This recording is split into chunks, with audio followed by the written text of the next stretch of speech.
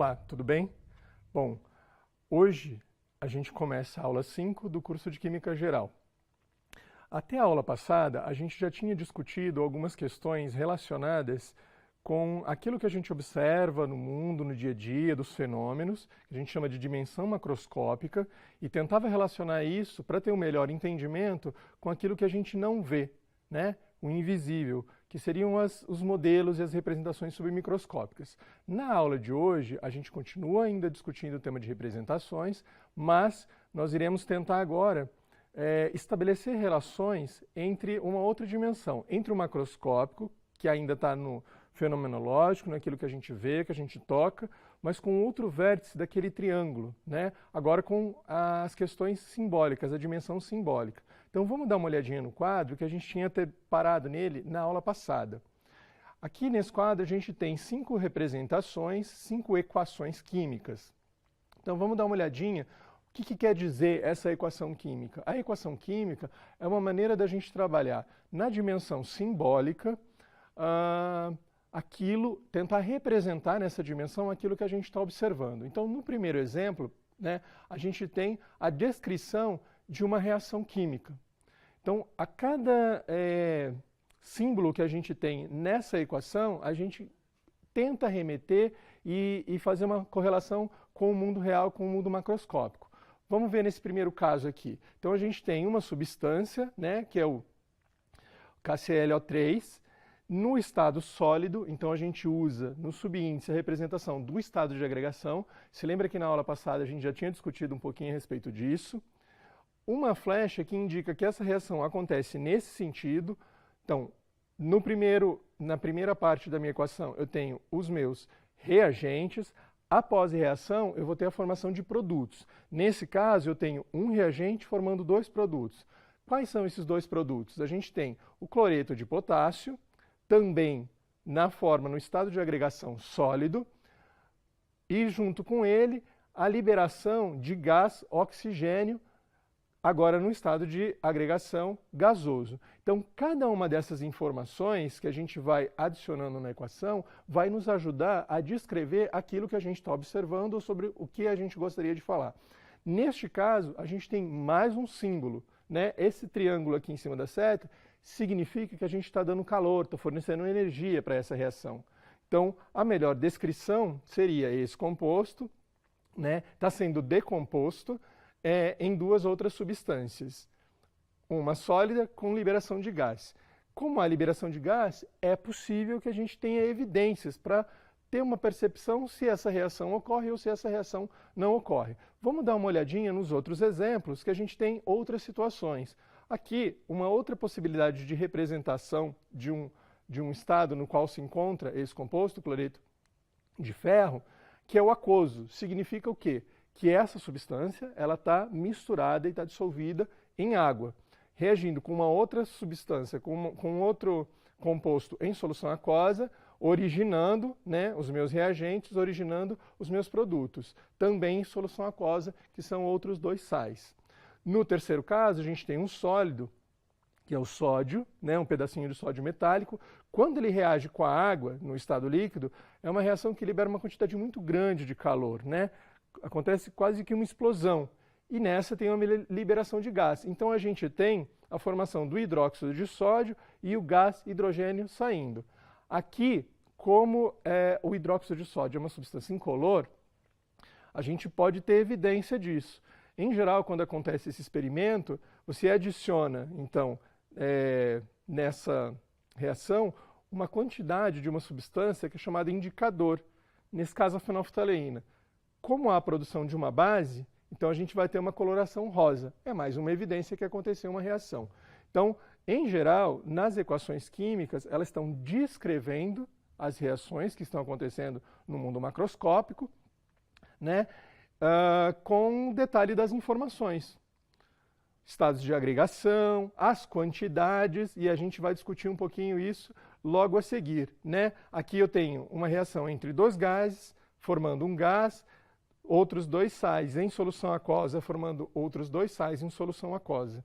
Um outro assunto muito importante relacionado às equações, para a gente poder ter um entendimento dela, é a questão do balanceamento. Ou seja, o que significa ter uma relação balanceada? Significa que a gente está levando em consideração as quantidades, né, de material que eu tenho entre os reagentes e entre os produtos formados. E isso é muito importante, porque isso está relacionado com uma lei, que a gente já tinha tocado a respeito disso, né, desse assunto em aulas passadas, que é a proposição feita pelo Lavoisier, que é a lei da conservação das massas. Então vamos supor nesse sistema que ele tivesse, né, em um frasco, nesse dispositivo, duas substâncias, uma solução de nitrato de prata e uma solução de cloreto de sódio. É um sistema fechado, está isolado, não tem perda dessa massa, não tem troca com o exterior. Isso, né, é mensurado numa balança e é obtido um valor de massa. Pois bem, após a reação, né, quando você entorna esse dispositivo, essas duas substâncias que estavam separadas, elas vão se misturar e vão reagir. E vão formar agora outras substâncias, que são o cloreto de prata, sólido, então ele vai ficar no fundo do frasco, e na parte superior, pela questão também da diferença de densidade que a gente já tinha discutido na aula anterior, a solução de nitrato de sódio. Então, fazendo a medição, né, da massa desses produtos, obtém-se que a massa não foi alterada. Então essa é a proposição da lei da conservação das massas proposta por Lavoisier, né? Que a massa, que a matéria, ela não vai ser nem destruída e nem criada, ela vai ser conservada. E isso é muito importante, porque quando a gente tem uma equação balanceada, significa que a quantidade de material que eu tenho antes dessa reação precisa ser a mesma quantidade que eu vou ter desse material depois da reação. O que eu tenho nos produtos, o que eu tenho nos reagentes, eu vou ter nos produtos. E para tentar evidenciar essa relação, a gente usa os coeficientes estequiométricos para manter essa proporção e essas quantidades dos materiais que tem antes da reação e depois da reação. Vamos dar uma olhadinha aqui em um exemplo de uma reação balanceada, que é a formação do dióxido de carbono a partir do carbono sólido com o oxigênio gasoso. Quantos carbonos a gente tem na parte dos reagentes? Um carbono. Quantos carbonos tem na parte dos produtos? Um carbono. Quantos oxigênios tem na parte dos reagentes? 2 oxigênios. Quantos oxigênios a gente tem na parte dos produtos? 2 oxigênios.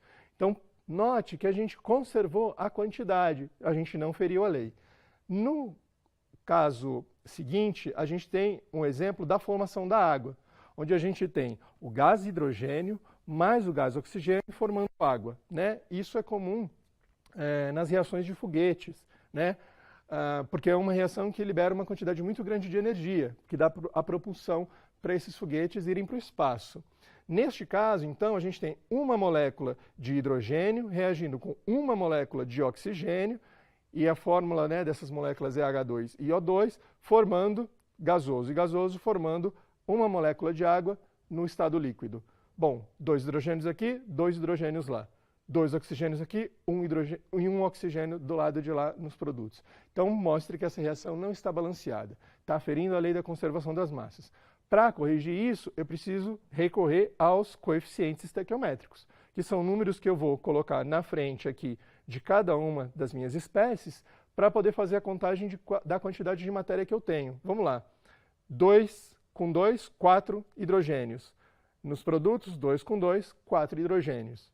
2 oxigênios aqui, 2 oxigênios lá. A minha reação está balanceada. Preste atenção, que é uma coisa muito importante. O coeficiente são esses números, esses índices que vêm na frente da espécie. Esses números aqui, subscritos, durante o processo de balanceamento, a gente não altera. Porque se eu alterar os subscritos, eu tenho novas substâncias, né? Por exemplo, se aqui eu colocasse, já que eu quero balancear um 2, eu teria H2O2. Eu teria 2 hidrogênios, 2 hidrogênios. 2 oxigênios, 2 oxigênios. No entanto, nesse caso, eu tenho a formação da água, o líquido que você bebe, né?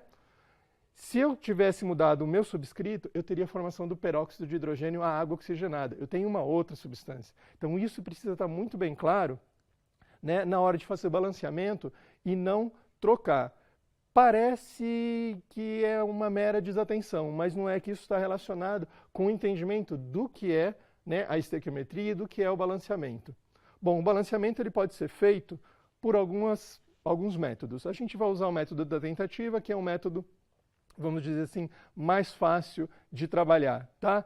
Depois a gente vai ver o método da redução, redox, da óxido-redução. Mas mais para frente, quando a gente discutir um pouquinho o que é o fenômeno de óxido-redução e o que é o fenômeno de óxido-redução. Nesse caso, então, a gente tem uma situação onde tem um sulfeto de ferro queimando, né, oxidando com oxigênio, formando um óxido de ferro, poderia ser a ferrugem, e liberando o dióxido de enxofre. Bom, olhando as quantidades de material, eu tenho ferro aqui, um ferro aqui, 2 ferros lá. Bom, então para balancear eu vou colocar o 2 aqui. Agora eu tenho 2 ferros aqui e 2 ferros lá. Próximo elemento, né, o que tem em menor quantidade, enxofre. Eu tenho 2 enxofres aqui e lá agora eu tenho 4 enxofres. Desculpa, 2 enxofres que eu coloquei por causa do ferro, vezes 2, 4 enxofres. E 4 enxofres do lado de lá, também em relação à quantidade de enxofre de reagente produto, eu consegui balancear. Agora, já acertei os coeficientes, as quantidades de ferro, de enxofre, e o que me falta agora é contar as quantidades de oxigênio.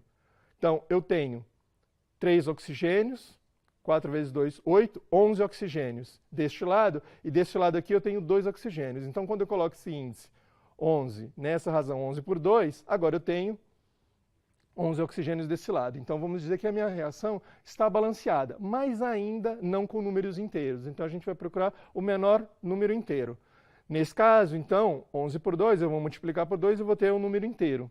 Só que eu tenho que multiplicar a minha equação toda, senão eu perco, né, o balanceamento. Então, já que eu multipliquei por 2, agora eu tenho 4 ferros aqui nos reagentes, 2 vezes 2, 4 ferros nos produtos. 2 vezes 4, 8 enxofres e 8 enxofres nos meus produtos.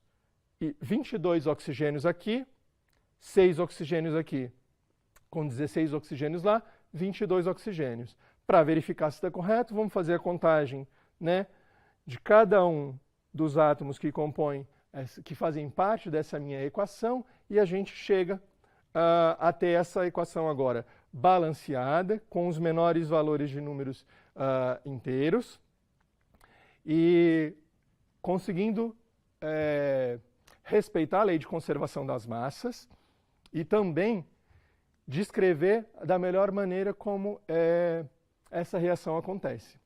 Então, lembrando, em relação às equações químicas, o que é muito importante é escrever a reação, ou seja, descrever o que acontece, o que você observa, né, no macroscópico, agora através dos símbolos na dimensão simbólica das equações, balancear, né, para poder respeitar a lei de conservação das massas e ter as mesmas quantidades das espécies dos materiais, da matéria que você tem antes da reação e após a reação, lembrando que ela se conserva, nem destrói e nem cria, né? E dessa maneira você consegue representar a equação, que ela é a representação de uma reação química.